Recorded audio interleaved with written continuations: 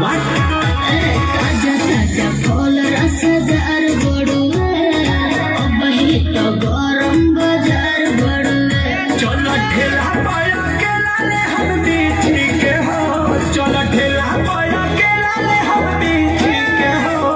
बोलो का भाव बात हरा लीची के हो, बोलो का भाव बात हरा लीची के हो।